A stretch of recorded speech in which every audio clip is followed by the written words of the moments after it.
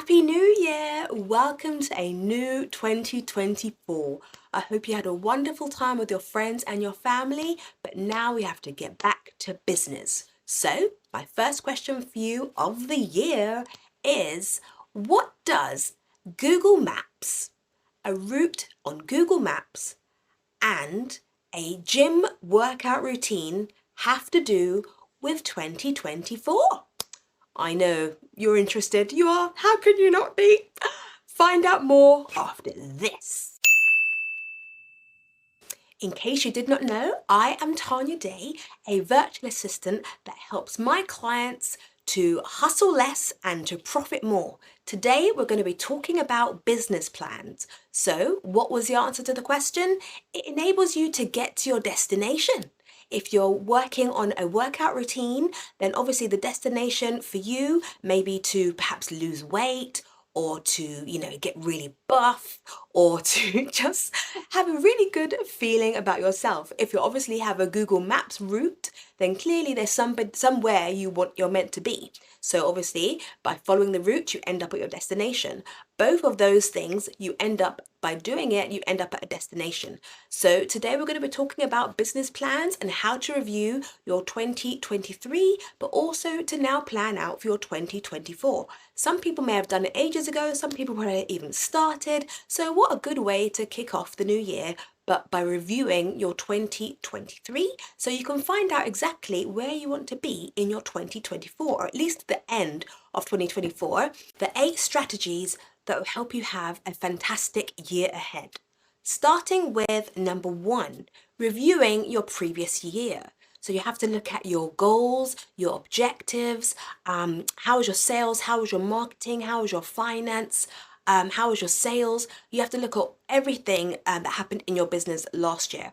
I remembered working with a client and we had gone through all of the previous last year's sales and their marketing. It was absolutely fantastic, and it was a really wonderful motivator for all of the other members of staff who was working in the business to see how their input had helped the business to move forward by the end of the year. It was quite interesting. So I suggest you do that with your staff and obviously for your specific business. Number 2 is to look for areas to save money. Now, obviously, we need to be able to make more money in these very trying times for personal and for business, but ultimately, we need to make sure we're saving money and cutting costs where it's possible. So go through even some small changes can make a big impact on the bottom line. So small changes like looking at your stationery, how much you're printing, looking at some things that, does things even need to be printed? Look at various things with regards to your software, all the software that you have in your business. Do you need all those various types of software? Are you just trying to keep up with Joe Blogs down the road in their business? How much social media are you doing? Are you paying someone to do their social media? Could you perhaps do your social media in-house? Is there anything perhaps you're outsourcing that perhaps you could bring inside your business that doesn't need to be such a heavy cost? So definitely look through all areas of your business and obviously encourage your staff to help you do the same, because obviously as a manager, sometimes you're not necessarily in the nitty-gritty of your own business. So those who are in the business on the day-to-day dealing with clients and tenants and things, they will know exactly what is going on in the business and how they can potentially cut costs. So definitely involve your staff in this specific area. Celebrate your wins. What was the wonderful things that happened last year? Did you achieve your goals? Did you achieve your objectives? Did you have a wonderful member of staff that managed to bank a client that you've been trying to get for a long time? Did you get loads more sales than you normally would have? Did you rent out most of your properties and you were like 99% like maxed out of all of your properties, all of your rooms? I think it's important to definitely celebrate those wins. If you weren't able to celebrate those wins in the previous year, then it's not too late to celebrate them in the current year. There's never a bad time to celebrate your wins. So if you have lots of staff, ensure that they're involved in the celebration of their wins. It's always sometimes, nice to have even a little mini Oscars for your team. The best salesperson, the best customer service person, the best person who, had a top score with all of their tenants because they were so kind and so friendly, the best person who was able to get as much as they possibly could out of all of their suppliers by, fluttering their eyelashes. Anything is possible. I think it's always good to celebrate your wins, no matter how microscopic to absolutely huge. It's always good, and it brings up morale of the business, of everybody in the business. It makes them feel encouraged and, wanted and, loved within the business. No harm in showing your staff a bit of love. So yes, celebrate your wins. I really hope you'll find this information useful and impactful. I'd really appreciate it if you could subscribe to the channel by hitting the notification bell, so every time I upload a video, you'll be notified. Otherwise, you don't have to necessarily click the notification bell. Just click subscribe. That would be more than enough, because YouTube do their thing and let you know anyway, even if you don't press the notification bell. So also press a like on the video so other people can see how awesome this content really is. Thank you. And on a sad note, acknowledge your losses. Now, nothing is perfect. We all know that. Life is just lifing. So obviously there are some times when things don't quite work out, but don't think of them as losses and everything is doom and gloom. It's opportunities for you to learn, opportunities for you to grow, opportunities for you to, learn a lesson from what didn't go right. Because if everything was perfect all the time, then, you wouldn't learn a specific lesson. So obviously if something went wrong or didn't exactly go as you wanted, then, work out what it is, work out how you can do things differently, work out how you can improve your systems, how you can improve your software, how you can perhaps give your staff more training, or maybe you're doing way too much and you're not, delegating enough to your staff. Maybe you're not asking your staff's opinion on how things can improve. Maybe you don't have any standard operating procedures, so staff have absolutely no idea what they're doing. Whatever the losses were, I wouldn't even say losses, whatever the learning curves were in your business, just note them down, see what you can do to improve, and then make them better for your following year. Now, the next is to set sales targets. So by sales targets, obviously, for your business, but the property management business, I would say, how many landlords would you like to sign onto your books this year as retained recurring business, or how many roomlets do you want to take on this year? Not rooms necessarily, but single lets, roomlets, commercial lets, whatever your business is. How many do you want to just take on as let only? How many do you want to take on as retained ongoing business? How many do you want to take on that are, you're taking, just the money as well as roomlets? There's so much different types of strategies in a business.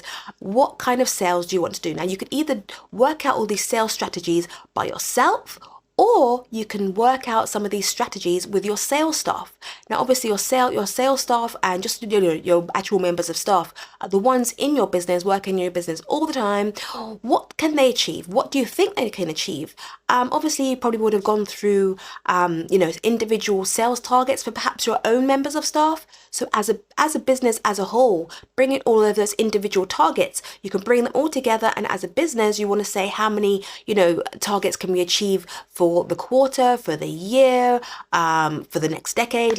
You really break it down. So you need to obviously assess what's best for your team. So may I ask you a quick question? Have you actually thought about sales targets already? Do you actually, put sales targets in your business? I think it's really quite important. It'd be really interesting to hear your thoughts on what we've discussed so far in this video. And if there's any other, type of strategies that you use in your business, that would be very helpful for everybody else who watches this video. So please share your comments in the section below. Now, I'm sure you're probably aware of all sorts of planning. So the next step is to break down all of your goals monthly and quarterly. So obviously you've got Q1, Q2, Q3, and Q4, but obviously within that, you obviously have the separate months. So what do you want your team or you as an individual to be able to achieve within the first month, within the second month? It's always really important to just break those goals down, the objectives down by month, and then even perhaps by week, or even, by day. There's, rather large organizations who have targets for the day that then accumulate to the overall week, which then accumulate to the overall month. Obviously, break it down as much as suitable for you and your business and your employees. You don't want anyone to be, feeling overwhelmed or discouraged or, unhappy with, working in the business with all these, so many goals and so many objectives.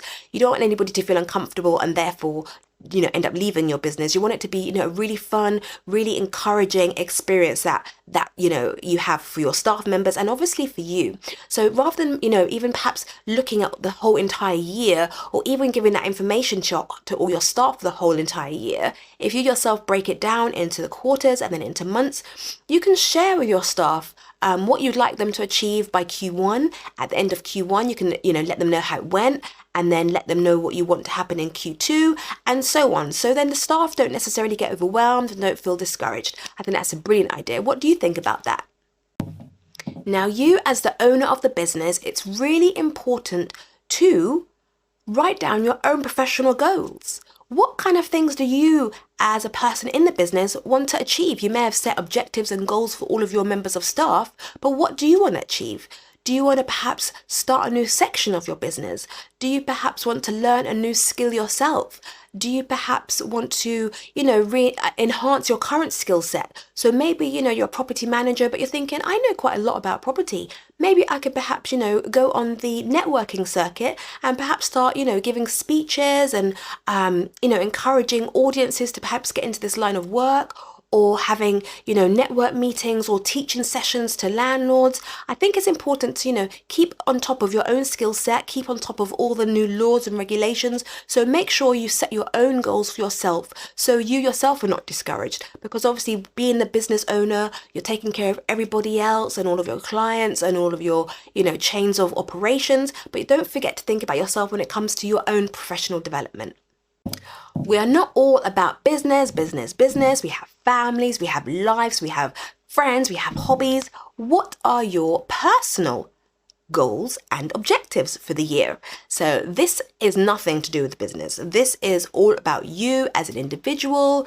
How is your mind? How is your body? How is your health? How is your spiritual levels? I think it's important to make sure that you've assessed all areas of your life. I use the Wheel of Life personally, which is wonderful. I'll put that in the description below. It's a free download for you. You can look at your, personally, you can look at your own personal finances, you can look at your health, you can look at your own environment, like as in where you live, look at your friend circle, your spirituality level, if you are Christian or whatever religion you have. What is your connection with God? What is your connection with your loved ones? All those kind of things. The Wheel of Life is wonderful. There's so much different categories on there for you to assess your life, and you can assess what things are not necessarily great and what things are actually fantastic, and you can work on the things that aren't so great, but also making sure you're keeping things that are wonderful. So make sure that you have your own personal goals. Do you want to go for a run every day? Is your objective to look like Arnold Schwarzenegger? Whatever your objectives are, make sure you write them down, because whatever you write down is more likely to happen. So as I said, there was 8 strategies to have the best year ever, not only in your business, but also in your personal life as well. Hopefully this video was extremely helpful for you. If it was, please forward it on to other professionals who you think would benefit from watching this video. Please stay tuned for some more videos on how I can help you in your business, as well as some just information and objectives to be able to have the best year